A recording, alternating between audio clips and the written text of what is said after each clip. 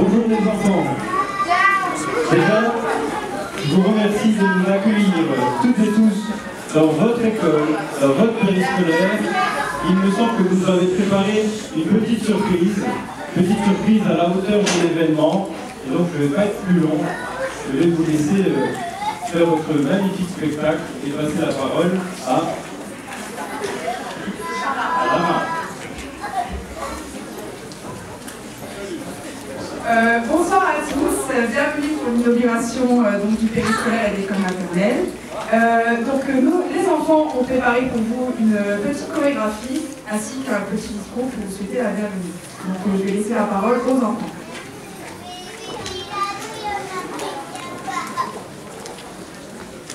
De la ville de Coudoir, un chant s'élève haut et fort. Pour les petits, on chante un accueil qui porte espoir. Les enfants avec joie vous invitent à voir ces lieux tout entendus qui, grâce à vous, leur quotidien est aujourd'hui embelli.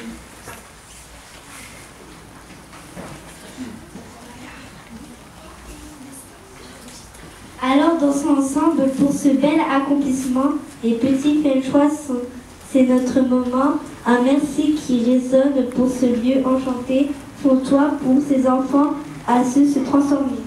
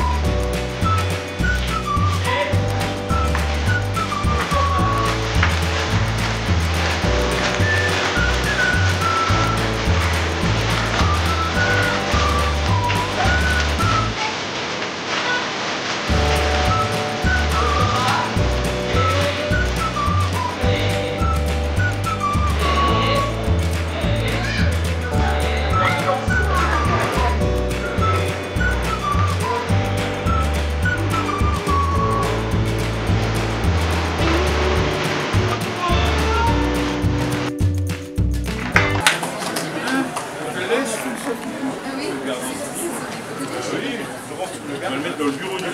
Voilà. Et donc on a décrit Très agréable. la caméra voudrait passer. Ah pardon.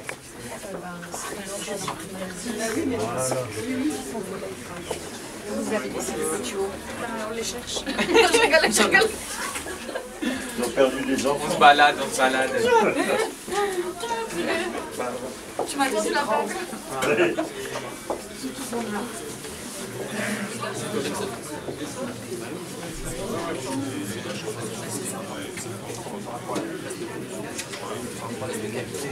Ah ouais, d'accord.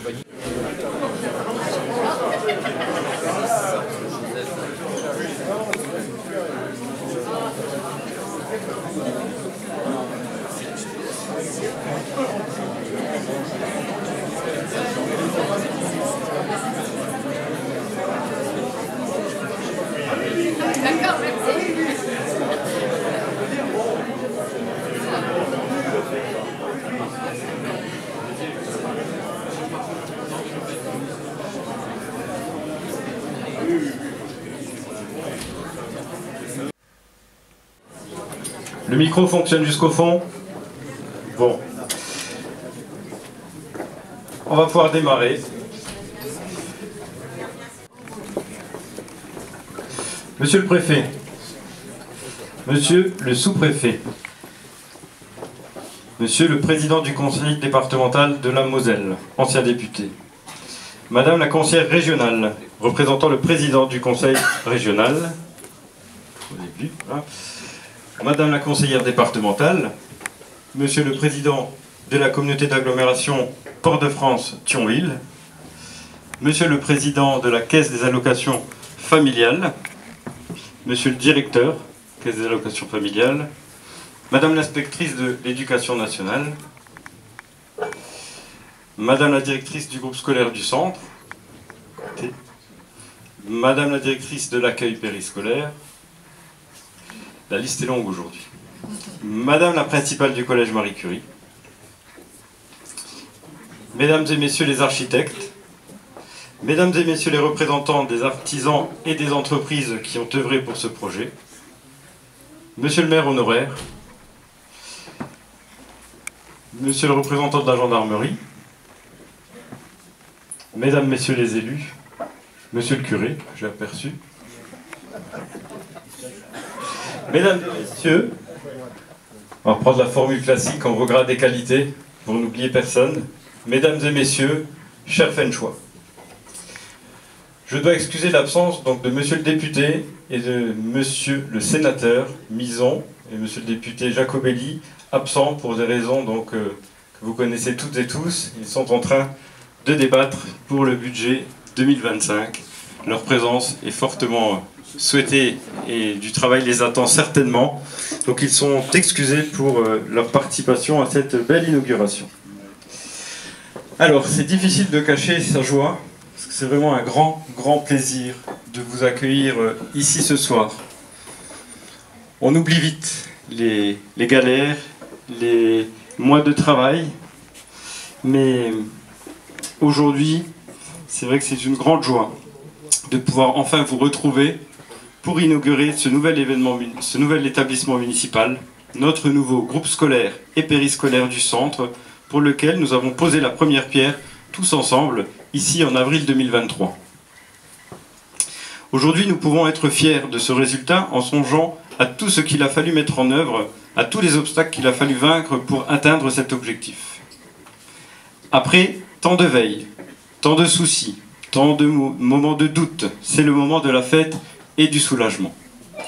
Je voulais tout d'abord rappeler ces moments de doute, de veille et de galère, mais je pense qu'aujourd'hui, c'est le jour de fête et on va laisser de côté un petit peu tout ce que l'on a connu, ce que l'on a traversé. Mais en tout cas, moi je voudrais remercier vraiment l'équipe municipale et mes collègues maires sur lesquels j'ai pu m'appuyer durant toute cette période, parce que sans vouloir rappeler ces péripéties, et on a été quand même couronné d'un certain nombre de crises, et notamment la crise sanitaire avec laquelle on a démarré ce chantier, et à un moment donné, au moment de lancer ce grand projet pour une commune de 3000 habitants, je vous donnerai un petit peu les chiffres tout à l'heure, il est quand même question de se poser les bonnes questions, et notamment au moment de signer le prêt bancaire de 2 millions d'euros qui a été fait. Et Alexandra, qui est quand même une de mes proches collègues maires de la vallée et des conseillères départementales, elle a partagé avec moi certains moments de doute dans lesquels je lui ai dit: mais qu'est-ce que tu en penses?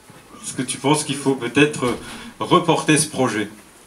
Mes conseillers municipaux, où on a fait des conseils municipaux extraordinaires avant de prendre la décision finale, où on se demandait est-ce qu'il vaut mieux pas attendre quelque temps que les matériaux baissent, que la crise soit derrière nous. Donc il a fallu quand même beaucoup de courage, beaucoup de courage. On en a parlé encore hier au département de la Moselle.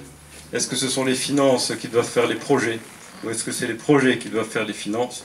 Je pense qu'on a pris ce projet du bon bout, et j'y ai pensé fortement hier matin quand on a discuté sur notre projet qui concerne la santé de nos concitoyens, cher Patrick.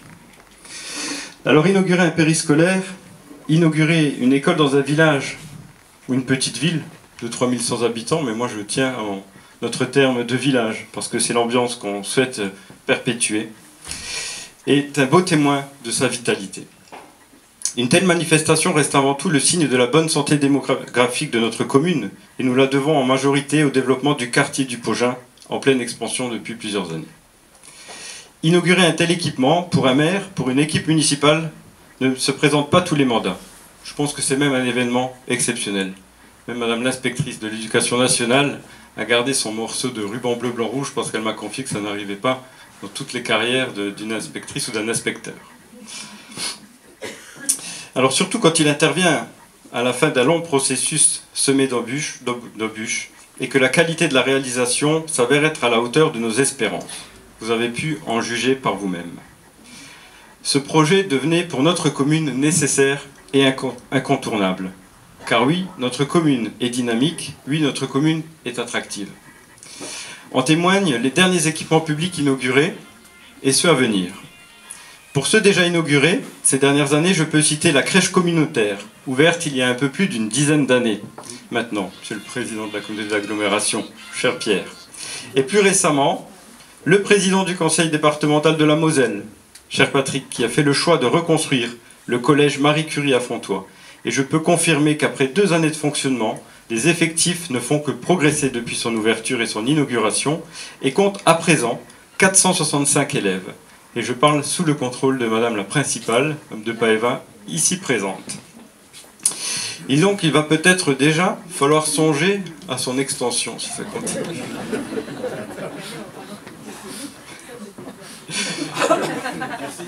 Concernant les projets à venir, je peux vous annoncer la construction de la nouvelle salle multifonctionnelle communautaire.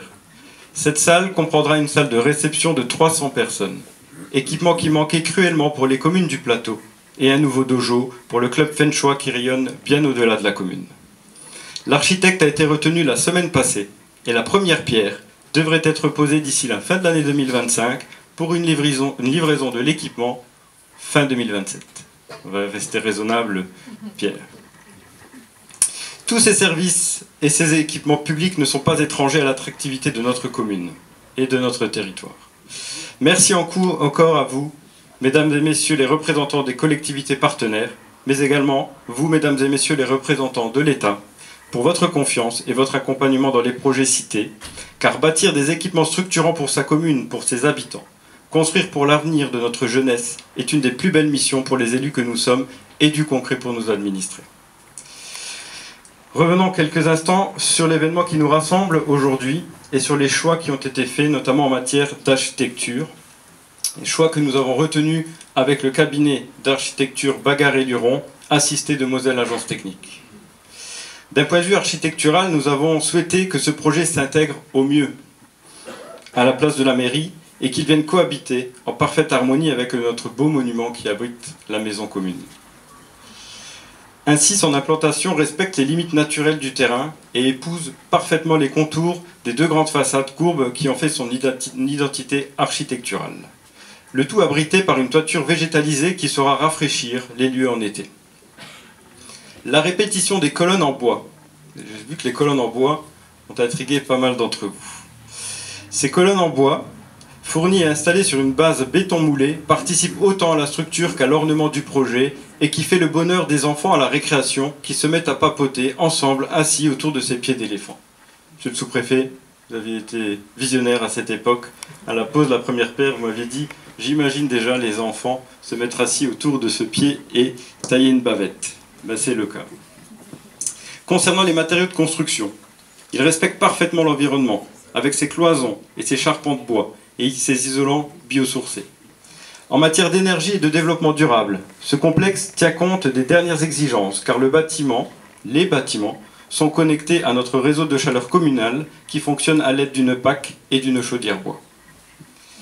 L'accueil périscolaire géré actuellement en régie nous permet d'accueillir jusqu'à 160 enfants, contre 90 auparavant. Il comprend 4 grandes salles d'activité, une salle de repos, une salle de réunion, une salle de restauration, un office cuisine, des vestiaires, des locaux d'entretien et de rangement, soit plus de 950 mètres carrés de surface bâtie. Il répond si bien à la demande actuelle que nous affichons quasiment complet, mais que pour cette rentrée, nous avons pu honorer l'intégralité des demandes des familles de Fontoy, mais aussi de Lomrange, notre commune voisine, avec ses 33 élèves qui fréquentent notre structure depuis 2005, après la fermeture de sa dernière classe. cher René, je sais qu'il est parmi nous et qu'il a suivi également le projet de très près. L'école maternelle, quant à elle, a été entièrement rénovée et remodelée. Compte à présent 4 salles, contre 3 auparavant, et une salle de sieste. Elle y accueille les petits moyens. Les 2 classes de grande section sont accueillies dans les locaux de l'école primaire, qui compte également une classe de grande section CP. L'effectif du groupe scolaire du centre totalise 315 élèves, répartis en 13 classes, dont un dispositif Ulysse. L'objectif de la rénovation et de l'extension de cette école était de mettre à disposition un outil de qualité à l'ensemble des élèves fenchois. Cette opération a également apporté beaucoup de confort aux enfants qui ne perdent plus de temps dans les transports le matin et le midi, car tout est présent sur place au même endroit. Enfin, financièrement, un petit mot quand même. Le financement a été assuré par les économies de fonctionnement réalisées. Plusieurs de nos emprunts arrivent à échéance d'ici l'année prochaine pour une annuité de 186 000 € par an. L'entrée de nouvelles recettes fiscales avec le développement du Pogin et pour l'équilibre budgétaire, un emprunt de 2 millions d'euros a été mobilisé. 1,2 million pour le périscolaire et 800 000 € pour l'école. Convaincu de la nécessité de mener ce projet à son terme, la municipalité a travaillé avec les nombreux financeurs. Et même si le chemin des subventions est parfois loin d'être un long fleuve tranquille et jamais acquis, je profite de cet instant pour vous remercier tous sincèrement. Dans le contexte actuel, il est nécessaire de souligner l'importance de ces soutiens, et ils sont même indispensables. Vous pouvez voir sur le panneau de chantier les différents montants qui nous ont été alloués. En effet, sur un coût total du projet, et je vais scinder les 2 projets, périscolaire et école, le projet du périscolaire est de 3 900 000 € hors taxes. Les subventions représentent un peu plus d'1 860 000 €, soit 47% du projet. Le conseil départemental nous a versé 600 000 € au titre d'Ambition Moselle. La CAF de la Moselle, 560 000 €, ainsi un prêt à taux zéro sur 10 ans à hauteur de 400 000 €. L'État, au titre de la DETR, nous a versé la somme de 627 000 €. Le conseil régional, 75 000 € au titre du soutien à l'amélioration du cadre de vie et des services de proximité. Pour l'école, la rénovation, le projet se montait à 756 000 €. Les subventions de l'État représentent 205 000 € au titre de la DETR, soit à peu près 27% du projet.